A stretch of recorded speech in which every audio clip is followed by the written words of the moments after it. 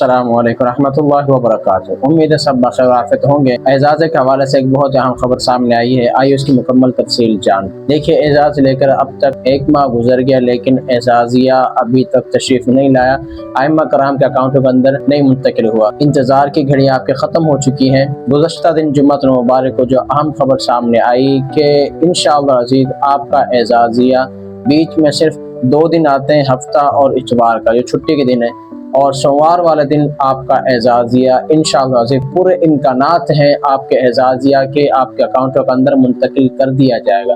बस आपने सोमवार वाले दिन का इंतज़ार करना है। आज 1 अगस्त है, इंशाअल्लाह अज़ीज़ आपका एजाज़िया सोमवार वाले दिन 3 अगस्त को आपके अकाउंटों के अंदर मुंतकिल कर दिया जाएगा। हम पिछले दिनों से यही सुन रहे थे कि आपका एजाज़िया गवर्नमेंट ने पे कर दिया है। बात भी दर हकीकत यही है, क्योंकि उन्होंने 13 जुलाई को जो बजट पेश किया था 3 माह का जो बनाया था 4.5 अरब का आइम्मा कराम के लिए, यहाँ से ये बात साबित होती है कि आपका एजाज़िया गवर्नमेंट ने पे कर दिया।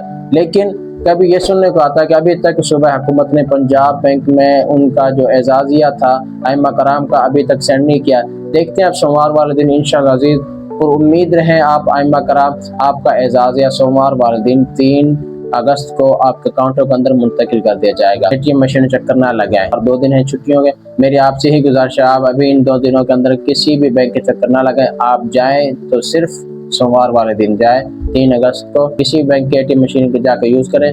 आपका एजाज़िया पूरे इम्कानात हैं 3 तारीख को सोमवार वाले दिन आपका एजाज़िया आपके अकाउंटों के अंदर मुंतकिल कर दिया जाएगा।